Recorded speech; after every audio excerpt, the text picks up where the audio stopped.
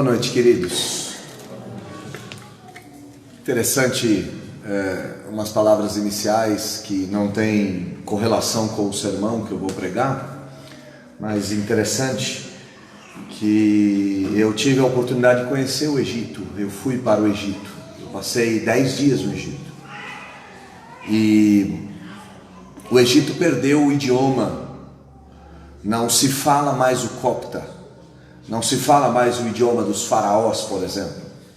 Esse idioma se perdeu, tanto o idioma dos faraós, quanto o copta, que é o idioma a partir do 1º século. É um idioma cristão, se nós podemos chamar assim. Hoje no Egito só se fala o árabe. 98% da população é muçulmana. Eu visitei uma igreja copta, uma igreja cristã. Lá não tem cristianismo romano, por exemplo, não tem católicos apostólicos romanos, não tem evangélicos lá, tem coptas. Os coptas são um grupo dissidente que era egípcio e continuou existindo no egípcio. Vocês vão lembrar quando um grupo de missionários foi degolado numa praia do oeste africano. Você deve se lembrar da cena. Eles foram postos de joelho, todos eles vestidos de laranja, encapuzados. Aqueles homens que foram mortos, degolados, eram cristãos coptas dessa igreja. O bairro copta é todo cercado pelo exército. Tinha tanques do exército em volta do bairro copta. Para entrar dentro do bairro nós fomos revistados, nós passamos por detector de metal, nós passamos por detector de bomba, se tinha debaixo da van que nós estávamos, exatamente pelo perigo de atentado. E os cristãos coptas escondidos assim, nós entramos dentro do bairro cristão, e os cristãos não tinham coragem de colocar a cara para fora para não serem identificados, não sabiam quem estava visitando o bairro deles. A situação no Egito é caótica, mas não é só no Egito. É no Egito, na Tunísia, na Namíbia, em Nairobi, no Quênia, na Etiópia, na Arábia Saudita, no Paquistão, no Afeganistão, no Irã, no Iraque, e por aí vai. As perseguições têm aumentado. Eu tenho dito lá na escola, minha esposa tem uma escola cristã, eu tenho dito aos pais evangélicos que nós precisamos treinar os nossos filhos para o martírio, pois o que nos espera é o martírio. E, infelizmente, a igreja evangélica tem treinado as crianças para a Disneylândia, e nós devemos nos lembrar que nós estamos nas portas do inferno. Contudo, nós também não podemos nos esquecer que as portas do inferno jamais prevalecerão contra a igreja. Então o irmão falando, e eu vi que o Egito nunca saiu da lista, eu não sabia disso. E veio à memória aquela visita já há 7 anos atrás, em que eu lá estava. Os irmãos apoiam o reverendo Vinícius. O reverendo Vinícius é um amigo muito querido. Eu falei com ele, acho que faz uns 20 dias atrás, um homem de Deus. Bom, só para fazer um link com aquilo que eu tinha visto aqui, vamos abrir as nossas Bíblias lá no Evangelho de Jesus Cristo, conforme nos ensinou Marcos. Marcos, o escriba, o amanuense de Pedro, é isso que acredita-se teologicamente, que Marcos foi a pena que escreveu as memórias de Pedro. Marcos, capítulo de número 2, do 1º versículo ao versículo de número 12. Marcos 2, do 1º versículo ao 12. Acharam? Está escrito assim na palavra do Senhor. Dias depois, entrou Jesus de novo em Cafarnaum, e logo ocorreu que ele estava em casa. Muitos afluíram para ali, tantos que nem mesmo junto à porta eles achavam lugar, e anunciava-lhes a palavra. Alguns foram ter com ele, conduzindo um paralítico, levado por 4 homens. E não podendo aproximar-se dele por causa da multidão, descobriram o eirado no ponto correspondente ao que ele estava. E fazendo uma abertura, baixaram o leito em que jazia o doente. Vendo-lhes a fé, Jesus disse ao paralítico: Filho, os teus pecados estão perdoados. Mas alguns dos escribas estavam assentados ali e arrazoavam em seu coração: por que fala ele deste modo? Isso é blasfêmia. Quem pode perdoar pecados, senão um que é Deus? E Jesus, percebendo logo por seu espírito que eles assim arrazoavam, disse-lhes: por que arrazoais sobre estas coisas em vosso coração? Qual é mais fácil? Dizer ao paralítico: estão perdoados os teus pecados? Ou dizer: levanta-te, toma o teu leito e anda? Ora, para que saibais que o Filho do Homem tem sobre a terra autoridade para perdoar pecados, disse ao paralítico: eu te mando, levanta-te, toma o teu leito e vai para a tua casa. Então ele se levantou e no mesmo instante, tomando o leito, retirou-se à vista de todos, a ponto de se admirarem todos e darem glórias a Deus, dizendo: jamais vimos coisa assim. Feche seus olhos, baixe a sua fronte, vamos orar mais uma vez. Deus, estamos diante da sua santa palavra, e diante da sua santa palavra não há mestre, não há douto, não há escriba. Há um amontoado de pessoas carentes de ouvir o seu evangelho através da sua própria sabedoria. Contudo, aprove o Senhor usar vasos de barro. E nesse instante, como um simples vaso, me ponho em tuas mãos e lhe suplico: faça-me transbordar para a glória do seu nome. Usa-me, não porque tenho dons e talentos adequados. Usa-me para que o seu nome receba a glória nessa noite. O Senhor é poderoso para fazer muito mais do que pedimos. Então, Deus, ouça a nossa prece, contudo, seja feita a tua vontade. Nós oramos em nome de Jesus. Amém. O Evangelho de Marcos é o Evangelho do movimento. É o Evangelho da rapidez. Se você depois der uma grande lida nesse Evangelho, você vai ver que depois disso, é uma das marcas desse Evangelho. Marcos parece ter uma pressa de contar tudo que Jesus fez e dos inúmeros encontros que Jesus obteve. O início do Evangelho começa com um simples prólogo, uma simples introdução, e logo depois dessa simples introdução já entramos na história de João Batista. Assim que João Batista entra em cena, ele já começa a dar testemunho do Senhor Jesus. Logo depois de dar testemunho do Senhor Jesus, Jesus é batizado. Logo depois do batismo, Jesus já vai para o deserto para ser tentado. Volta do deserto e começa seu ministério na Galileia. Em menos de uma página, tudo isso acontece. Marcos tem pressa. Marcos quer chegar logo nos feitos de Jesus. E os feitos de Jesus nesse evangelho são os feitos do confronto. Jesus vai ter o seu primeiro confronto se confrontando com o endemoniado lá em Cafarnaum.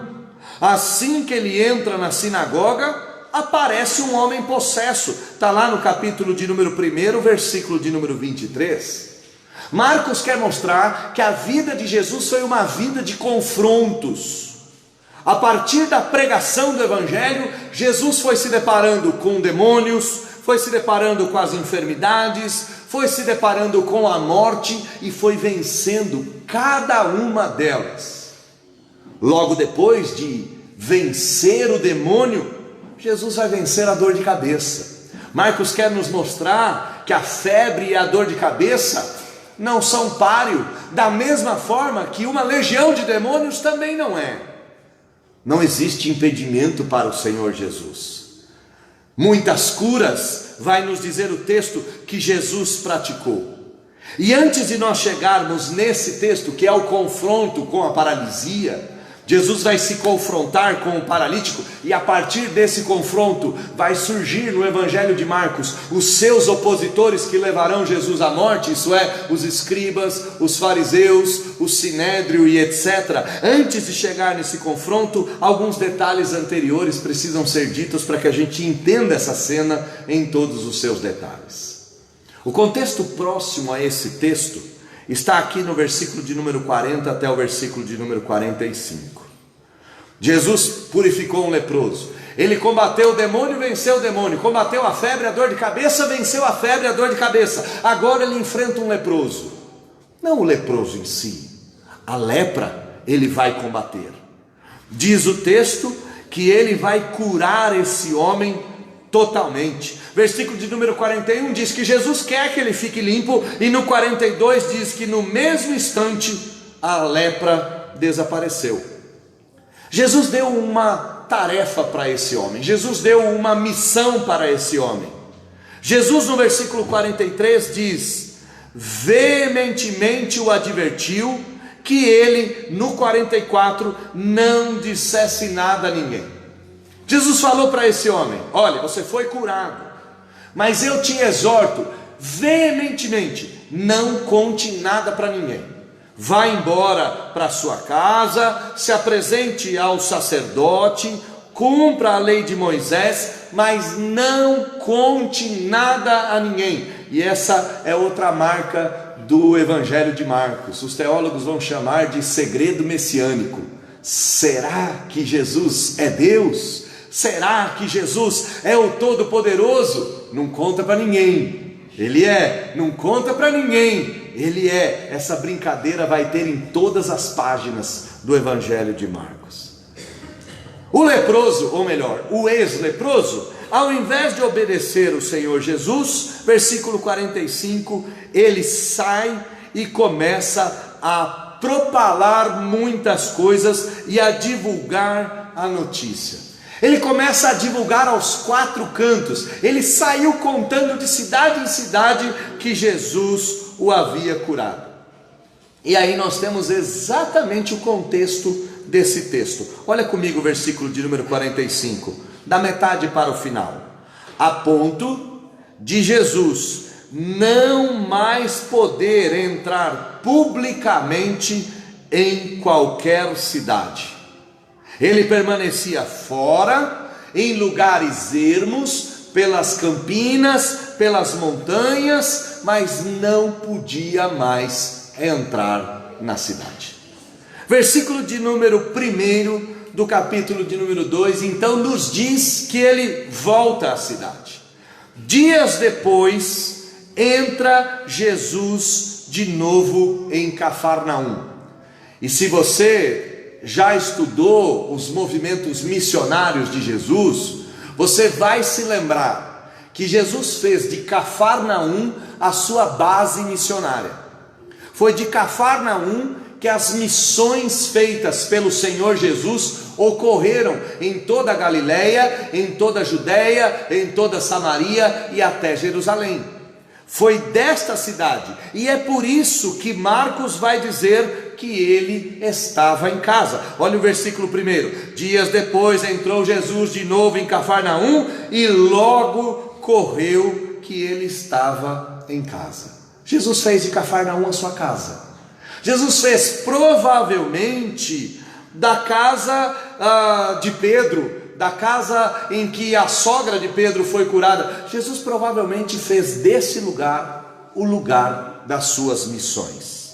E Jesus não estava lá para descansar. por incrível que pareça, olhando para o versículo de número 45, que ele não podia mais entrar em cidade nenhuma, talvez a gente pense, bom, ele foi para lá para descansar, estava cansado, estava pregando nas campinas, estava pregando nos lugares rochosos, estava pregando nos lugares ermos, estava pregando nos lugares afastados. Se ele vai para Cafarnaum, e Cafarnaum era sua casa, ele vai descansar. Versículo de número 2 diz que não, Jesus não foi para Cafarnaum para descansar. O motivo pelo qual Jesus vai para Cafarnaum está bem no finalzinho do versículo de número 2. Vamos ler o versículo de número 2. Muitos afluíram para ali, tantos que nem mesmo junto à porta eles achavam lugar, e anunciava-lhes anunciava-lhes a Bíblia. Tenta enxergar a cena. Jesus cura um leproso, fala para o leproso, não conta para ninguém. O leproso dá com a língua nos dentes, conta para todo mundo o que aconteceu. Uma multidão, sabendo que Jesus volta para Cafarnaum, vai em volta da casa. A casa fica apinhada de gente, a casa fica com gente pela janela, pela porta, a casa fica cheia de gente. Muitos afluíram ali, muitos, a ponto de não acharem lugar. Faz uma multidão para a parte de fora da casa. E Jesus prega a palavra. É interessante que Jesus sempre pregou a palavra. Há tempo, há fora de tempo. Jesus pregou a palavra cercado pela multidão, pregou a palavra para uma pessoa sozinha, pregou a palavra para os discípulos, pregou a palavra para um discípulo. Jesus pregou a palavra em todo o tempo. E suas palavras, mesmo quando elas eram duras, ainda assim, eram cheias de graça, cheias de simplicidade, cheias de propósito de revelar o reino de Deus. Percebam algo, até quando Jesus era duro, olhando para aquele jovem homem rico, que vai aparecer aqui no Evangelho de Marcos, vai aparecer com bastante detalhes aqui no Evangelho de Marcos. Mesmo quando Jesus olha para aquele homem e diz, uma coisa te falta, vende tudo e me segue. Até em momentos como estes, Jesus pregava a palavra da esperança, a palavra da salvação. A dureza de Jesus nunca pode ser confundida com ódio, nunca. O propósito de Jesus era anunciar o reino de Deus. E aqui nós temos exatamente essa ocasião. Jesus está pregando palavras de amor, palavras de graça, de compaixão, anunciando o reino de Deus, sendo duro, sim, dizendo que as pessoas devem abandonar os seus pecados, mas a sua pregação visa a salvação. Versículo de número 3 diz que de repente algo diferente acontece nessa cena.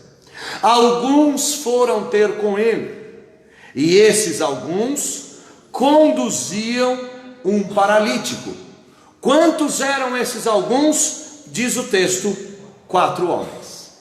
4 homens carregando uma maca, 4 homens carregando uma padiola. Nós não sabemos se eles carregavam cada um segurando uma parte, se eles carregavam no ombro, como os sacerdotes carregavam a arca da aliança, mas é provável que seja mais ou menos assim: uma lona com 2 varas, o paralítico deitado, cada homem num canto, com a vara nos ombros, carregando aquele homem. Só que a casa estava cheia de gente. Diz o texto que a casa tinha gente saindo pelo ladrão. Tinha gente na janela, tinha gente na cozinha, tinha gente na porta, tinha gente na sala. Diz o versículo 4 que eles não conseguiram se aproximar de Jesus por causa da multidão. Era uma pequena multidão. As casas não eram casas tão grandes assim, mas nós podemos perceber uma multidão cercando a casa. Uma multidão. Então qual foi a ideia desses 4 homens? Diz o versículo de número 4: eles subiram em cima da casa no 2º andar, descobriram o eirado no ponto correspondente em que Jesus estava, e fazendo uma abertura, baixaram o leito em que jazia o doente. Às vezes a gente precisa ler a Bíblia com um pouco mais de atenção. Imagina aqui, tá? Uma multidão está aqui, eu estou pregando o Evangelho, não tem espaço, de repente a gente começa a ouvir um barulho no teto. De repente a gente começa a ouvir um barulho no teto, eu paro de pregar. Vocês vão parar de prestar atenção em mim e todos vocês vão olhar para o teto. Ué, o que está acontecendo? Quem está lá em cima? De repente eles abrem uma fresta. Um sujeito põe a cabeça, fala: é aqui mesmo, é o lugar certinho, ele está aqui. Começa a abrir a telha. Todo mundo continua em silêncio, fala: o que esses caras estão fazendo? E de repente abre um buraco, precisa descer uma maca. Não vão descer um copo d'água como esse, vão descer um homem deitado numa maca. E aí é corda, aí é amarra, aí é equilíbrio, aí é pontaria, até equilibrar o homem. Se você já ajudou alguém a encher laje, você já deve ter feito isso na vida. Precisa alguém bater laje. Para subir uma lata, aqueles que não têm habilidade como eu, que tem dificuldade para trocar uma lâmpada, para subir uma lata daquele negócio, é um equilíbrio, é a pontaria, é corda, segura, puxa, não derruba, equilibra, volta, vai cair. Aqui nós temos um homem paralítico sendo posto no chão. O Stênio, que é um cantor fabuloso, cantou essa história. E ele cantou do jeito que só ele canta, né? Cheio de cores, cheio de poesia. E ele cantou assim, eu não vou cantar, eu vou ler a poesia. Diz: era um aleijado, mas que não vivia só. Tinha 4 amigos, 4 corações repletos de bondade e fé, esperança à vista. 4 cordas, cada um numa ponta de uma cama, um buraco aberto no telhado, muita sincronia, equilíbrio, pontaria. 4 homens que não sabem o que é desistir. 4 homens que não sabem o que é duvidar. Stênio capturou a cena como ninguém. Abre o buraco, desce o homem, segura, e de repente o paralítico é posto diante do Senhor Jesus. Olha a resposta que Jesus dá a essa cena. Olha comigo o versículo de número 5. Vendo-lhes a fé.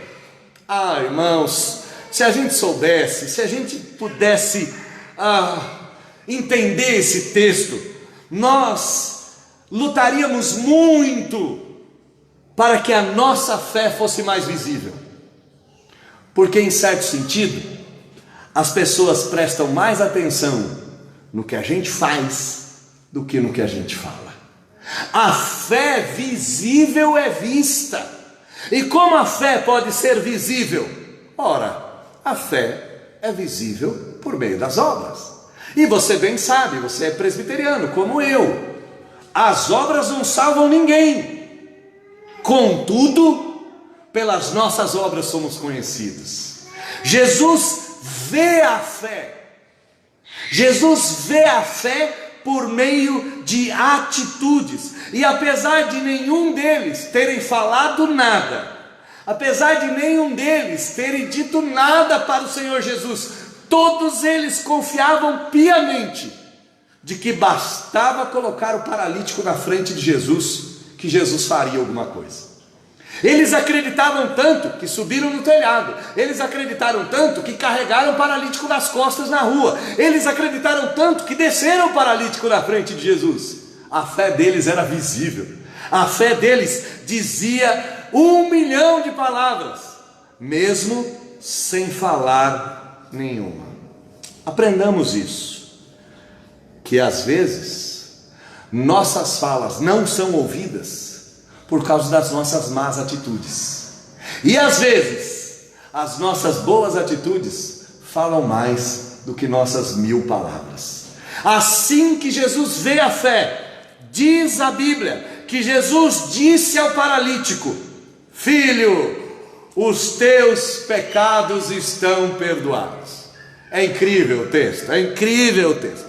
Se Jesus fosse um crente do século 21, Ele ia estar preocupado com os remédios do paralítico, ele ia estar preocupado com o plano, se o paralítico está recebendo Bolsa Família, ele ia estar preocupado se as condições sociais do paralítico estavam sendo atendidas. Irmãos, Jesus nunca se preocupou com esse evangelho social de meia pataca dos nossos dias. É preferível morrer pobre, miserável, mas entrar no reino de Deus, do que ser rico e abastado e nunca chegar perto do céu. E o que são 80 anos de desgraça perto de 80 eternidades de bonança? A gente não tem que se preocupar tanto com a condição social das pessoas, a gente tem que se preocupar primeiro com a condição espiritual. E quem nos ensina isso? Ora, o Senhor Jesus. Ele vai olhar para o paralítico e vai dizer: seus pecados estão perdoados, filho. Você está livre da sua culpa. Você está perdoado.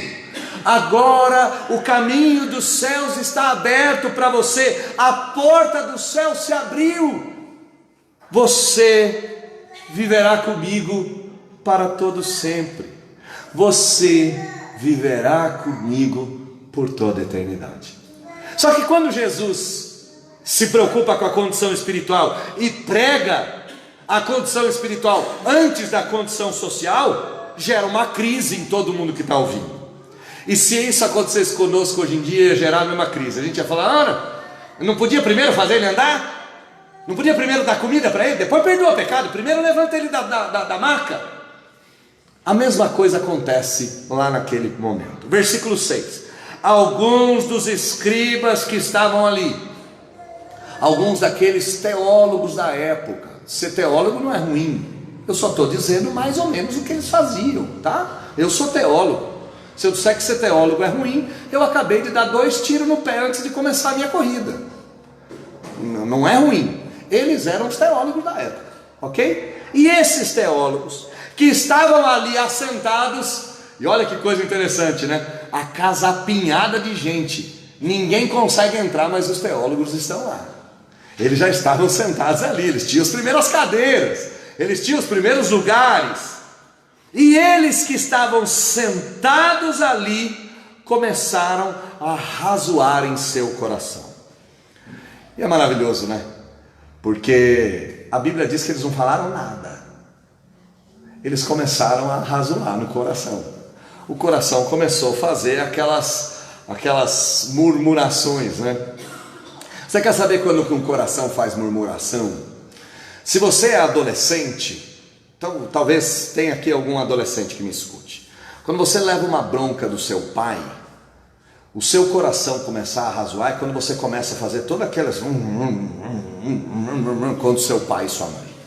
E se você tem filho adolescente, isso é arrazoar no coração. Você fala: vai lavar a louça, e ele sai. Eu tenho um filho de 14 anos, eu sei bem o que é arrazoar no coração. Aqui não precisou dizer uma palavra, eles começaram a arrazoar do coração. Mas qual é o perigo? Do coração são as saídas da vida. Nem sempre o que condena é o que entra. Às vezes o que sai é mais perigoso. E aqui começou a sair blasfêmia. Olha o versículo de número 7. Porque fala desse modo. Eles não disseram uma palavra, tá? Tudo isso foi só o coração gritando. Por que fala desse modo?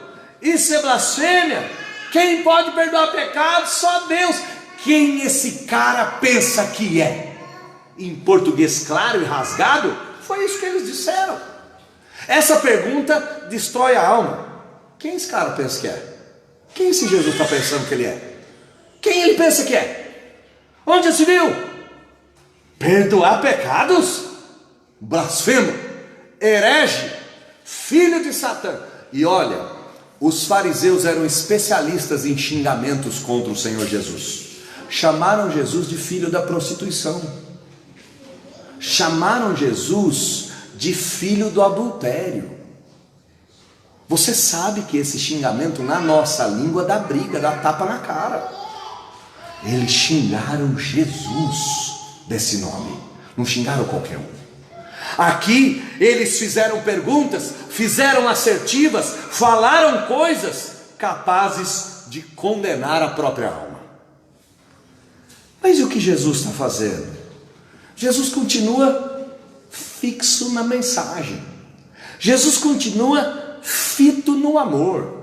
Jesus não está preocupado com o legalismo dos opositores. Aliás, oposição faz parte do pacote. Começou o evangelho e ele já enfrentou o grande opositor. Satanás foi tentá-lo no deserto. Oposição faz parte da brincadeira. Ter alguém para bater de frente faz parte do pacote. Jesus não está muito preocupado com esses caras. Jesus está preocupado com a mensagem. Jesus está preocupado com o evangelho. E aí ele vai oferecer a solução. E a solução de Jesus é genial. Olha comigo o versículo de número 8. E Jesus, percebendo logo por seu espírito, volta a dizer, não bastou, não precisou dizer nada. E aqui só um detalhe, tá, irmãos? A gente às vezes acha que Jesus é como nós, que ele só ouve o que a gente fala. Lamento te dizer que infelizmente, para mim e para você, Jesus também escuta a maioria dos nossos pensamentos, principalmente os pensamentos que são contra Ele. Ele percebe no seu espírito o que nós estamos pensando, sentindo, falando, sonhando e etc. E Jesus, percebendo logo por seu espírito que eles assim arrazoavam, disse-lhes. É interessante o texto, né? Você imagina, você está sentado num lugar, Jesus está ali, Jesus fala, perdoado estão os seus pecados, e você começa a reclamar no coração. Quem ele pensa que é? Onde já se viu esse homem? É bobo? Onde já se viu perdoar pecados? Isso é blasfêmia? Ele está se achando que é Deus? Jesus olha para ele e fala assim, por que está razoando dentro do seu coração? O que você está pensando nessas coisas? Você imagina se ele faz isso conosco? Você imagina se ele aponta o dedo e diz, por que você está pensando nisso daí?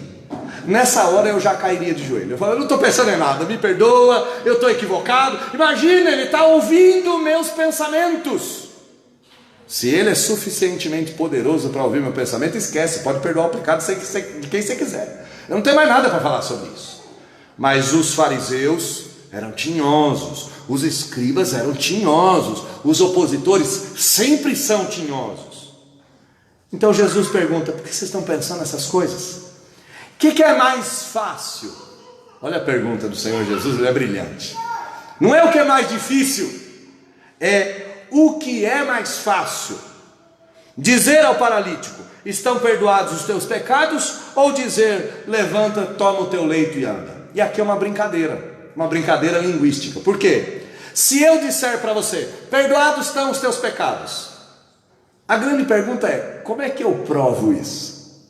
Eu não tenho como provar. Eu vou dizer para você, meu irmão, perdoados estão os seus pecados, vai-te em paz.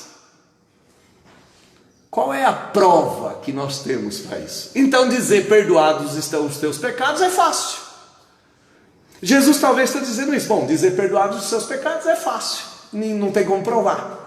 Só que ao mesmo tempo é muito difícil, porque dizer perdoados estão os teus pecados coloca Jesus como Deus, e aí ele vai ser apedrejado. Então Jesus faz uma brincadeira. O que é mais fácil? Eu não sei, os dois são difíceis. Mas se porventura eu dissesse, levanta, toma o teu leito e anda, ele teria que andar, não é isso? A pergunta de Jesus, ela é retórica. Se eu disser, levanta, toma o teu leito, ele tem que andar. O que é mais fácil? Perdoa os pecados ou toma o teu leito e anda? Enquanto eles estão pensando, diz o versículo 10, para que saibais que o Filho do Homem tem sobre a terra a autoridade para perdoar pecados. Para saber que eu posso perdoar pecados, ele olha para o paralítico e fala, levanta, eu te mando, levanta, toma o teu leito e vai para a tua casa. Pensa na cena, né? Todo mundo olhando para o Senhor Jesus. O que é mais fácil? Não sei o que é mais fácil. Não tem como provar se está perdoado o pecado. Mas dizer que perdoou o pecado vai ser apedrejado. O que é mais fácil? Eu não sei. Ele rompe as minhas questões, olha para o homem e fala, eu te mando, levanta, toma o teu leito e anda. Versículo 12. Então, eu digo isso várias vezes. A Bíblia às vezes precisava vir com efeito sonoro. Aqui a gente precisava ter um rufar de tambor, assim. Então, aí faz um silêncio. O homem se levantou. Então, no mesmo instante, o homem se levantou. O homem não só se levantou, tomou o leito, botou debaixo do braço, olhou para os amigos lá em cima, olhou para todo mundo e fez assim, tchau, e foi embora. Retirou-se à vista de todos. Levantou-se, curado, e partiu.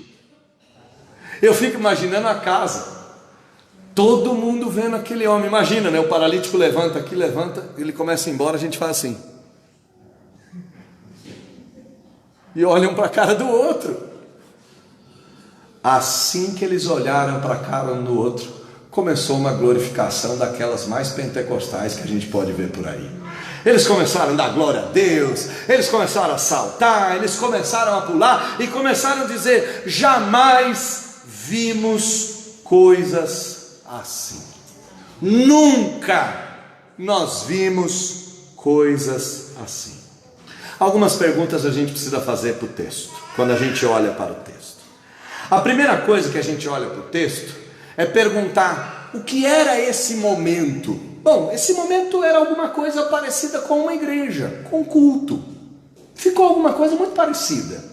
Nós tínhamos um grupo de pessoas reunidas.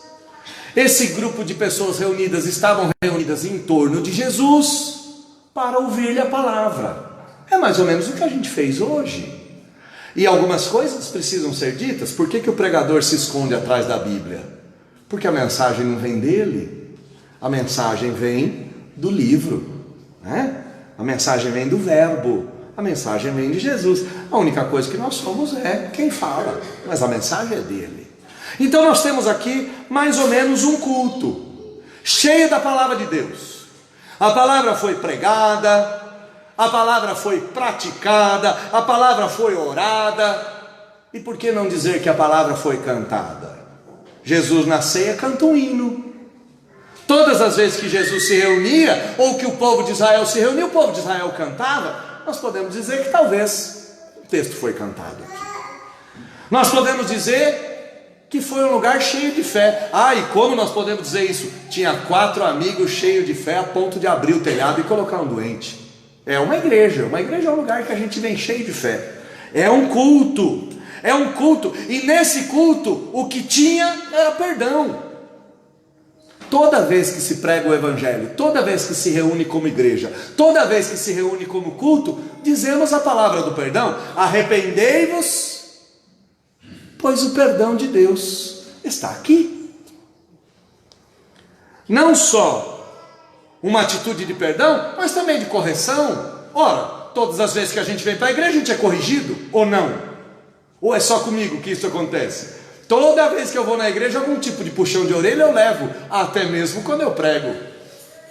Isso é a coisa mais interessante, né? Porque eu estou pregando, tanto é que a prova de que a palavra não é minha, porque eu tomo um puxão de orelha nela. Não tem só correção, tem confrontação. Sim, quem pensa que é? Eu sou Jesus, o Filho de Deus, que tira o pecado do mundo. Lógico que tem confrontação.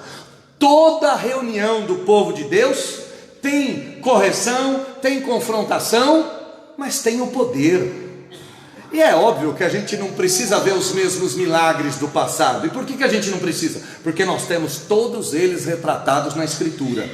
Quer ver o milagre do paralítico andando? Leia o texto de Marcos, capítulo de número 2. Você vai ver isso todo dia, se você quiser. Todo dia você vai ver um paralítico andando. Basta ler Marcos, capítulo 2, do versículo 1 ao 12.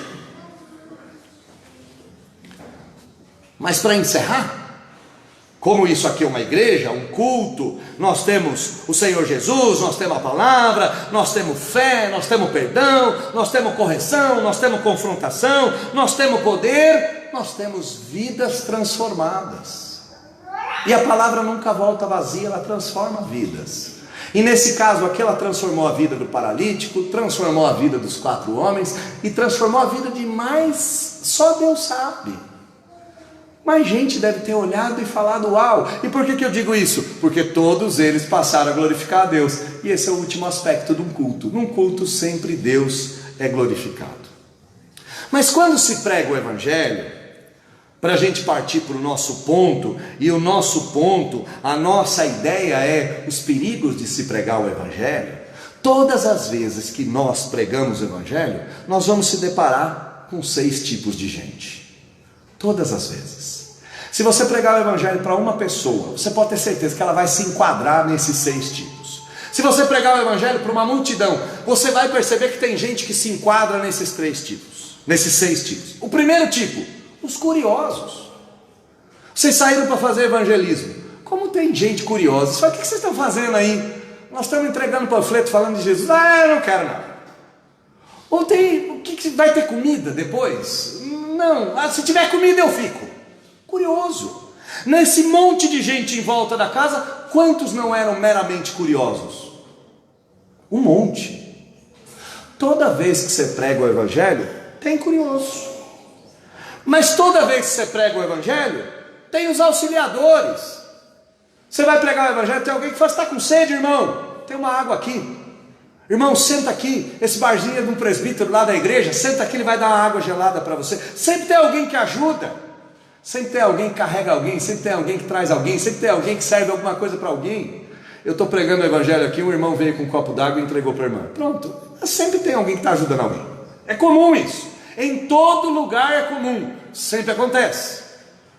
Sempre que você pregar o Evangelho, tem os necessitados. Vai chegar gente e vai falar, olha, eu não sei de que igreja vocês são, mas eu estou com dificuldade, tem uma conta de luz que não foi paga, tem uma pessoa que está doente, ora por ela, tem a irmã do vizinho, do amigo meu que está com câncer, rapaz, não sai do hospital, o nome dela é Vanessa, ora por ela. Sempre tem gente que precisa de ajuda. Até aqui, nós não sofremos perigo. Os curiosos vão continuar curiosos, fica aí para fora, não tenho tempo para perder tempo com você. Os auxiliadores estão nos ajudando, os necessitados estão aparecendo, pedindo oração, pedindo ajuda, sempre vai aparecer os glorificadores. Você está pregando o Evangelho, vem alguém e fala, o que vocês estão fazendo aí?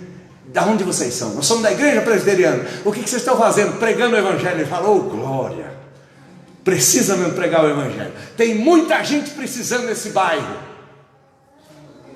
Mas nós temos 2 grupos de pessoas que sempre vão aparecer, e é aqui que moram os perigos de se pregar o Evangelho.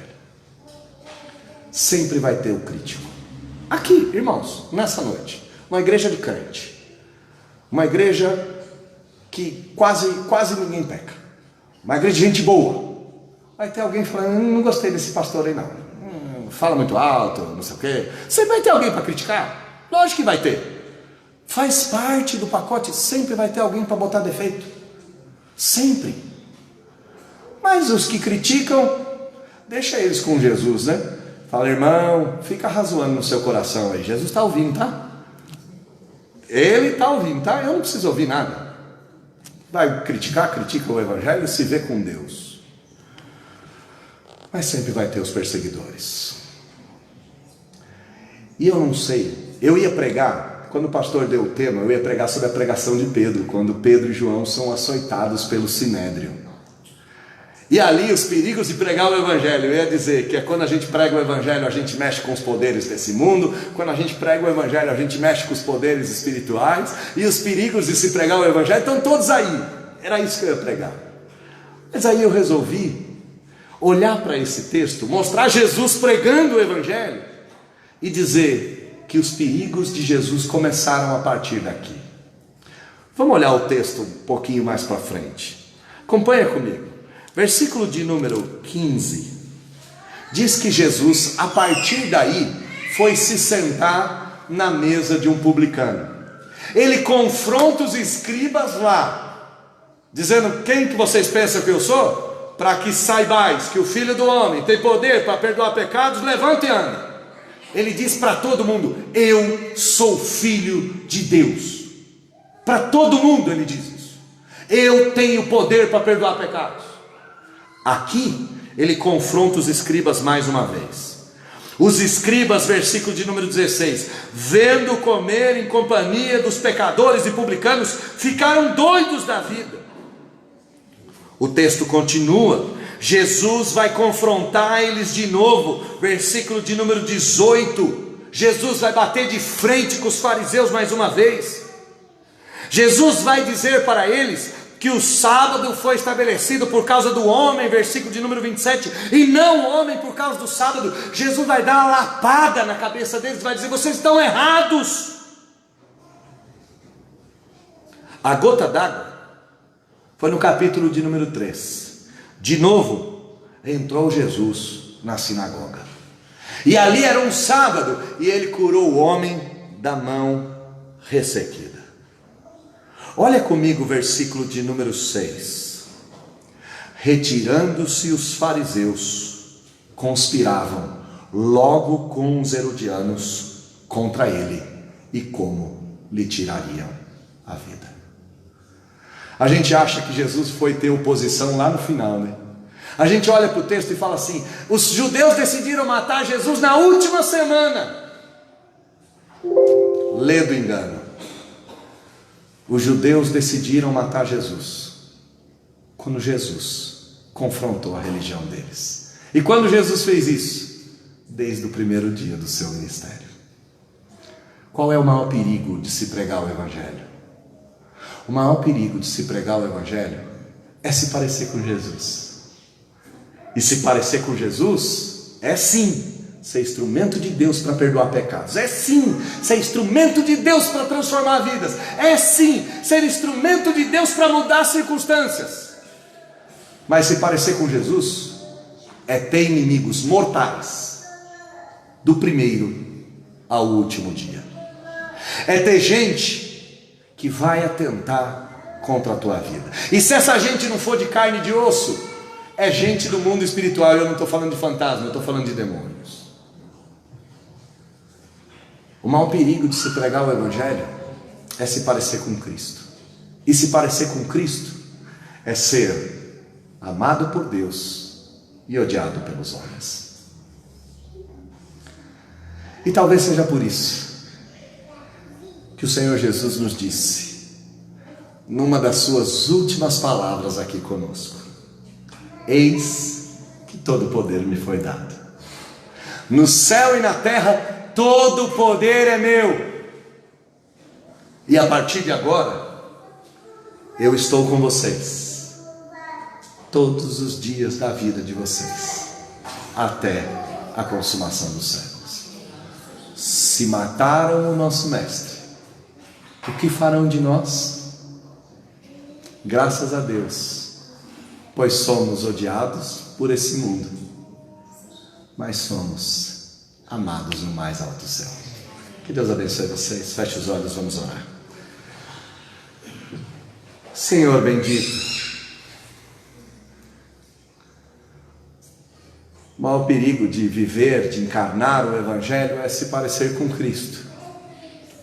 E se parecer com Cristo é enfrentar perseguição e crítico desde o primeiro dia. É bem verdade que vão nos odiar, é bem verdade. Mas também é verdade que nós teremos cooperadores, nós teremos auxiliadores, nós teremos muita gente que vai precisar da nossa oração. Sim, nós veremos gente ser convertida, ser curada, ser transformada, nós veremos isso. Mas ao mesmo tempo, a gente vai ver gente tramando contra nós, querendo o nosso fim. Ó Deus, quando isso acontecer, não nos permita fraquejar. Pelo contrário, nos faça olhar para o céu e, assim como Estevão, ver o céu aberto e o Filho do Homem pronto para nos receber. Não podemos nos esquecer que os homens matam a carne, mas não condenam o espírito. Nos ajude a sermos fiéis, como Jesus foi, e enfrentar a perseguição, como Jesus enfrentou. Nós te pedimos isso em nome de Jesus. Amém.